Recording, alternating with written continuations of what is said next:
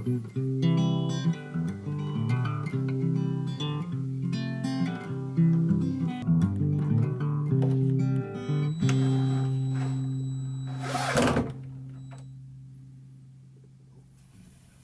36 years, I was a full-time pastor and a part-time woodworker.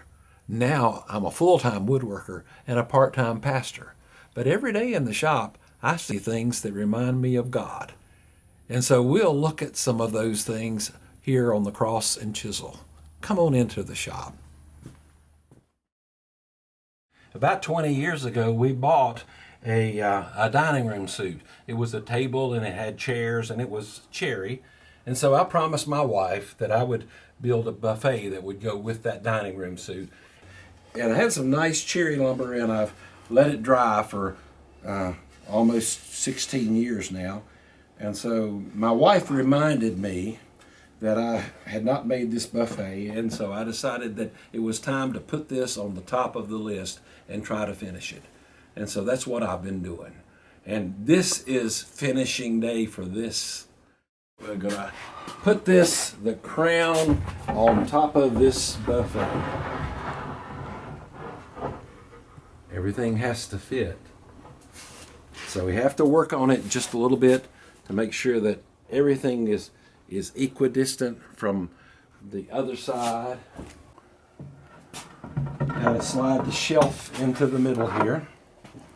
It's movable and I can get it in from the front, but it's much easier to get it in from the back, and so that's what I'm going to do. The finishing touches are always the fun part of any project.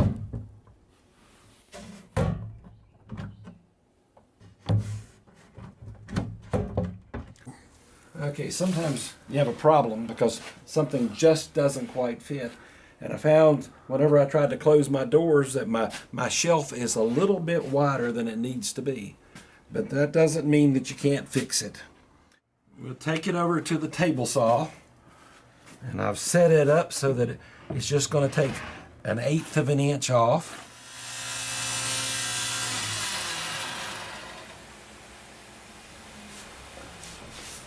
Okay, now we take it back over, put it back in the cabinet, and see if we've got it cut down enough that it'll fit.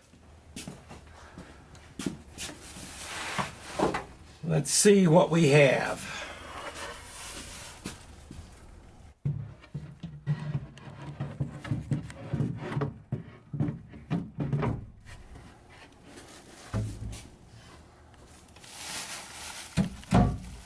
We have plenty of room. That's what we have. There's 2 times in a project that are really, really good. The first one is the start.